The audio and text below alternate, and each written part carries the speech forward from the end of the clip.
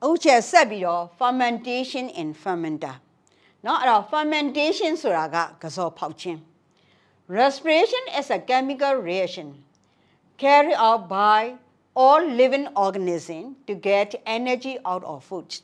Respiration sura le. No, chero ateshu jin suraga. Chero salai de sa hayari wo. No,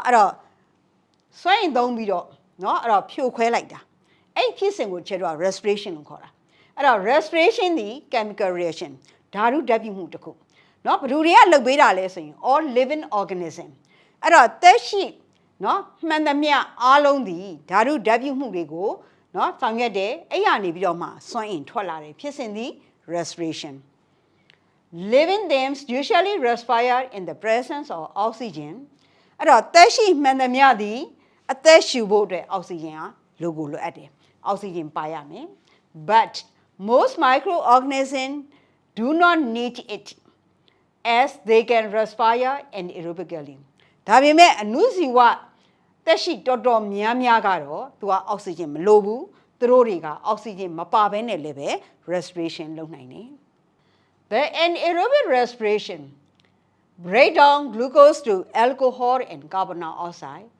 and this process is known as alcoholic fermentation.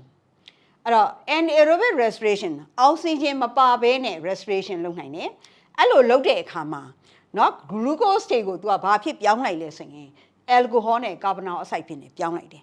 that. The yeast the anaerobic respiration nine glucose tego, alcohol and carbon dioxide pip young pissing cherua, alcoholic fermentation.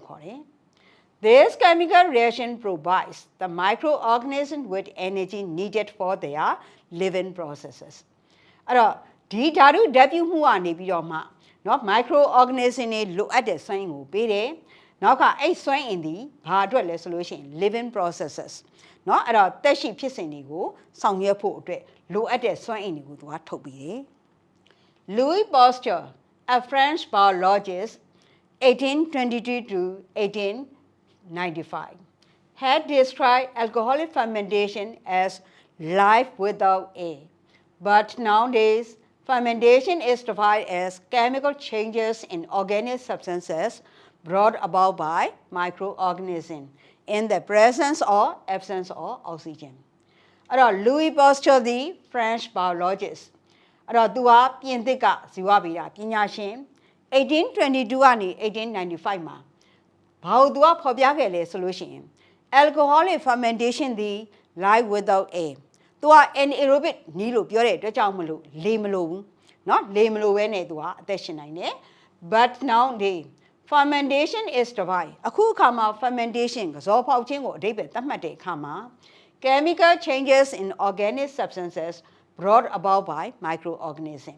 Anusiwa deshidiha, oxygen paba mababa. Not through her organic substances tego. Daru ni yadruha, piaune pinine. A kissing of value call solution, fermentation. Fermenter. Fermenters are containers that maintenance an optimum environment for culturing microorganisms, usually bacteria and fungi, to promote large-scale fermentation processes and to manufacture commercially products like enzymes, antibiotics, alcohol, beverages, etc. Fermenter suraga container. No, container suraga microbes go muimire, no, muimire busy. D container the maintain an optimum environment for culturing microorganisms. Nuziwa teshi go muire kama, think dore pawinching will taint habu lure. Taint han nine container mu cherua fermenter lucore. Nyado apien bario muimlessing, microsia, bacteria, fungi muire. Allo muire chin apien, not to manufacture commercially products. Sibo apie tokoni. No, Araria bari lesson enzyme, antibiotics, periziwa, sede, alcohol, beverages. No, Aradaba lesson, a pure magari. Allo mu tote kama, tolo poya de, not large scale fermentation. Dikazo pote haha, nineli miahu, tua pamana miamiane, နော်ထုံးနိုင်ဖို့အတွက်ကိုလည်းပဲခုနကဘက်တီးရီးယားတွေ fungi တွေကိုအများကြီးမွေးရတယ် As the waste produced by microorganisms are acidic, the fermenter tanks are usually made of stainless steel or special alloy to withstand the corrosion effect. အဲ့တော့ waste produced by microorganisms အဲ့တော့ microorganism တွေကလည်းပဲသူတို့ဟာနော်အဲ့တော့စွန့်ပစ်ပစ္စည်းအနေနဲ့တနည်းအားဖြင့်အငြိကျေးဖြစ်နေဘာတွေထုတ်နော်ဘာတွေစွန့်ထုတ်လဲဆိုလို့ရှိရင် acid တွေကိုထုတ်တယ်အဲ့လို acid တွေကိုထုတ်တဲ့အတွက်ကြောင့်မလို့ fermenter tank နေသည်နော်ဘာနဲ့လုပ်ထားရမလဲဆိုရင် stainless steel နဲ့လုပ်ရင်လုပ်မလုပ်လို့ရှိရင် special alloy နော်အဲ့တော့ခါတယ်ဟိုတက်တူဆက်နော်အဲ့တော့တီးတယ်မို့နော်အဲ့လိုတက်တူဆက်နဲ့လုပ်ထားတဲ့ပစ္စည်းမျိုးအဲ့လိုဟာမျိုးတွေသုံးမှသာလျှင် to withstand the corrosion effect နော်အဲ့တော့ပျက်စီးမှုကနေပြီးတော့မှသူကခံနိုင်ရရှိမယ်အဲ့တော့နော်ပုံနဲ့လည်းချက်ရှင်းပြမယ်ပထမအဦးဆုံးဘာလုပ်ရမလဲဆိုလို့ရှိရင် hot steam is passed into the fermenter through steam inlet and high pressure to sterilize it အဲ့တော့ခြေတို့က fermenter တွေကိုဘာထည့်ရမလဲဆိုရင်ပထမဦးဆုံးကတော့ hot steam နော်ကြွဆူနေတဲ့ရေနွေးကိုသူ့ထဲကိုထည့်အဲ့တော့အဲ့လိုထည့်တဲ့အခါမှာဘယ်ဟာကိုဖြတ်ပြီးတော့ထည့်ရမလဲဆိုရင် steam inlet နော်ရေနွေးငွေ့ဝင်တဲ့အပေါက်ရှိတယ်အဲ့အပေါက်ကနေပြီးတော့မှဖိအားများများနဲ့ထည့်လိုက်တဲ့အခါမှာအထဲမှာသူတို့က sterilize ကပိုးတက်ပြီးသားဖြစ်သွားတယ်နော်အဲ့တော့ဒီခုနကတော့ fermenter ကြီးကိုခြေတို့ကနော် hot steam တွေဖြတ်လိုက်ခြင်းအပြင်နော်အဲ့တော့ steam inlet ကနေပြီးတော့မှဖိအားနဲ့နော်ပို့လိုက်တဲ့အတွက်ကြောင့်မလို့အဲ့ထဲမှာရှိရနော်အဲ့တော့မလိုလားအပ်တဲ့ဟာဒီအကုန်လုံးကဘာဖြစ်သွားလဲဆိုရင် sterilize ပိုးတက်ပြီးသားဖြစ်သွားတယ် Next nutrients are put into tank from another inlet now နော်အဲ့တော့ဒီဝင်ပေါက်တစ်ခုကနေပြီးတော့မှရှယ်တို့ကအဟာရကိုတစ်ခါထပ်ထည့်ရမယ်အဲ့တော့ microorganism to be cultured are added ပြီးတော့မှကိုမွေးခြင်းတဲ့ microorganism တွေကိုထည့်လိုက်မယ် A which is filtered to prevent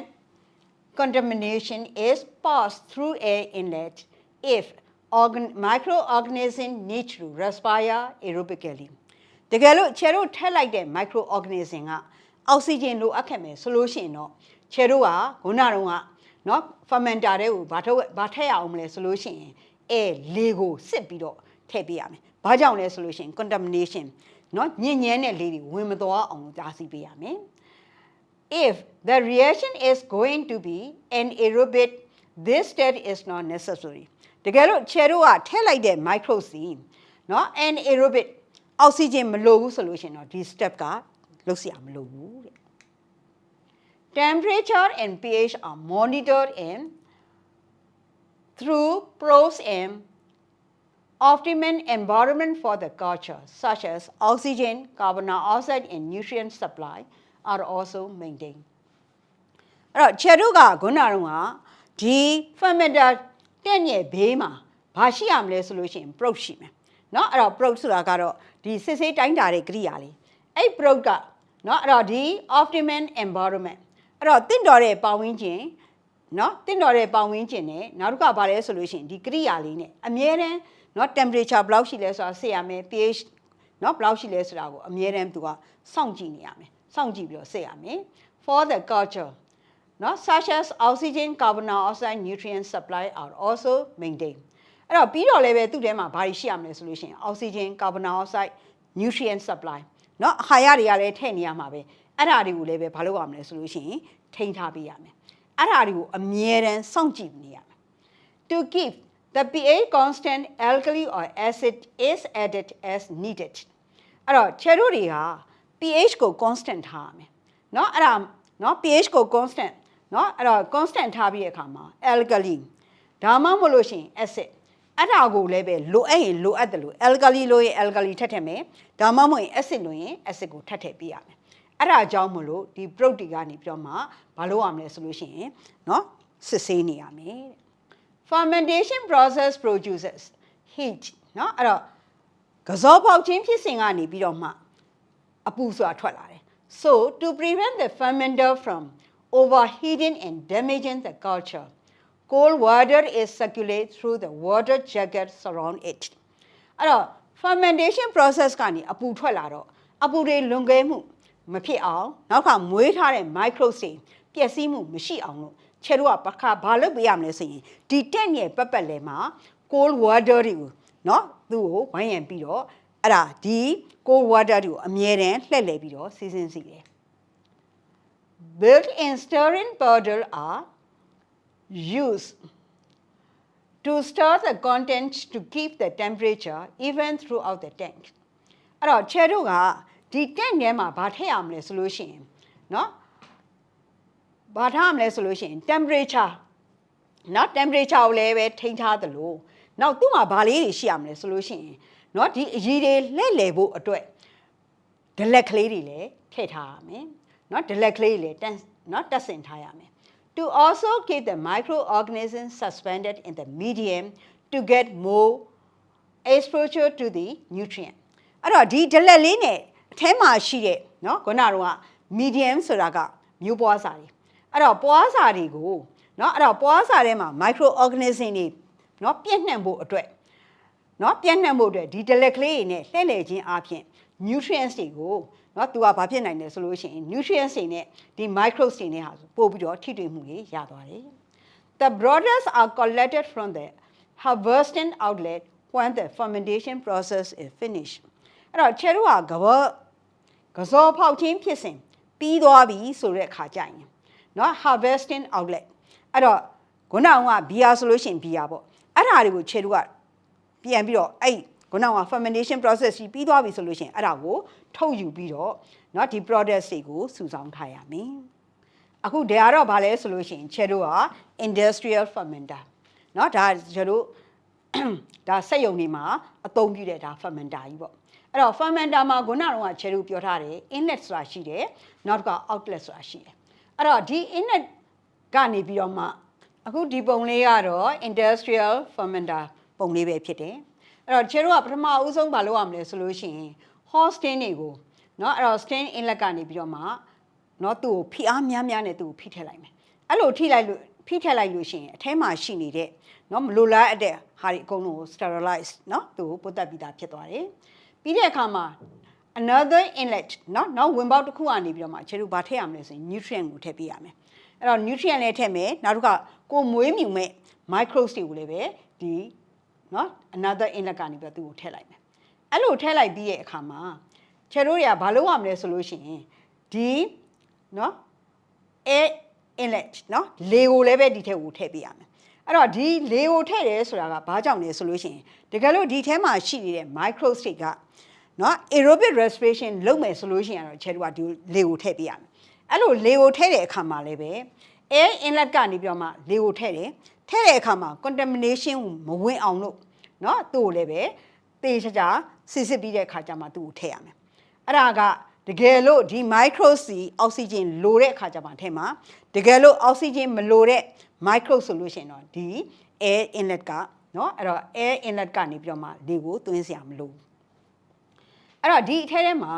เนาะချယ်တို့တွေကဘာတစ်ခါထားပြရအောင်လဲဆိုလို့ရှိရင်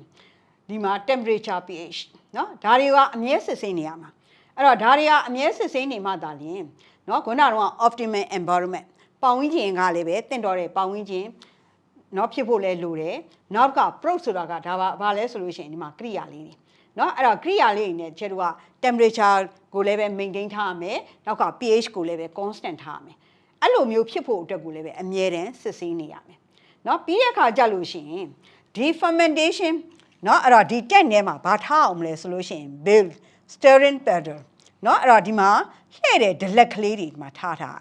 အဲ့တော့ဒီဒလက်ကလေးတွေကဒီအရည်တွေကိုမှွေလိုက်တဲ့အခါမှာ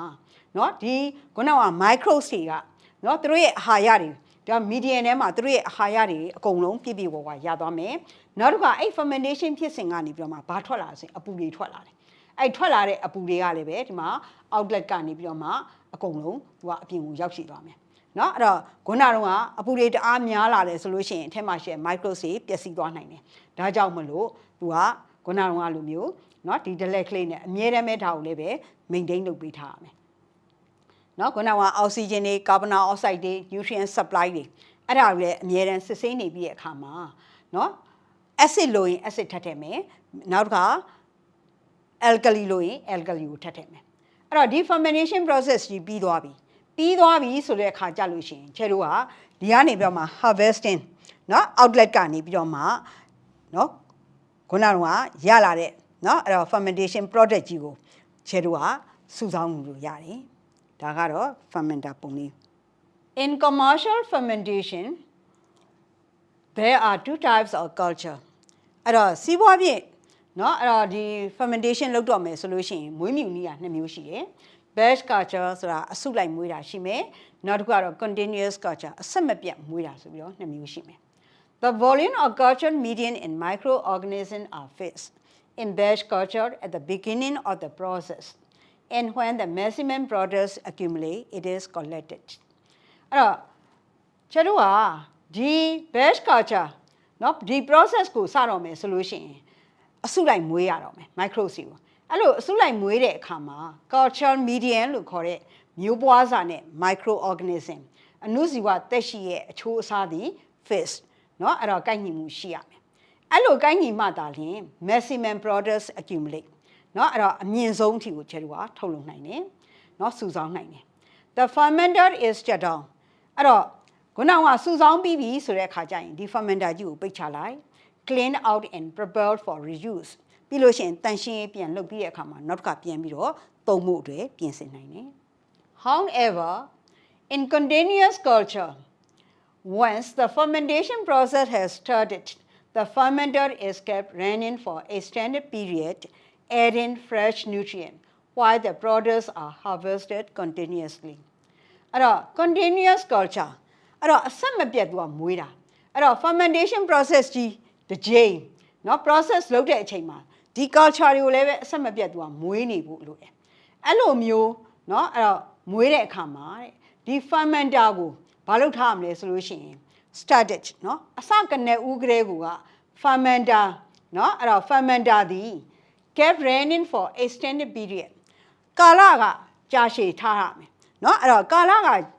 ဘာကြောင့်လဲဆိုရင် तू အဆက်မပြတ် run မှာဖြစ်တဲ့အတွက်ကြောင့်မလို့ကာလအပိုင်းခြားက तू ကြာမှာအဲ့တော့ကြာဖို့အတွက်ကိုလည်းပဲ तू ကဒီ fermenter ကိုထိမ့်သိမ်းထားရမယ်ဘာတွေထည့်ရမလဲဆိုလို့ရှိရင် adding fresh nutrient เนาะလက်ဆက်တဲ့เนาะဟာရတွေကိုသူ့အဆက်မပြတ်เนาะအဲ့တော့လက်ဆက်တဲ့ဟာရတွေကိုလည်းထည့်ရမယ် while the products are harvested continuously ထွက်လာတဲ့ထုတ်ကုန်တွေကိုလည်း तू ကအဆက်မပြတ်เนาะအဲ့တော့စုဆောင်းနေရမယ်အဲ့တော့အပေါ်ကလည်းပဲလက်ဆက်တဲ့ဟာရတွေကိုအဆက်မပြတ်ထည့်နေရသလိုအောက်ဘက်ကလည်းပဲထွက်လာတဲ့เนาะခုနက products တွေကိုလည်းပဲအဆက်မပြတ်စုဆောင်းနေဖို့လိုတယ်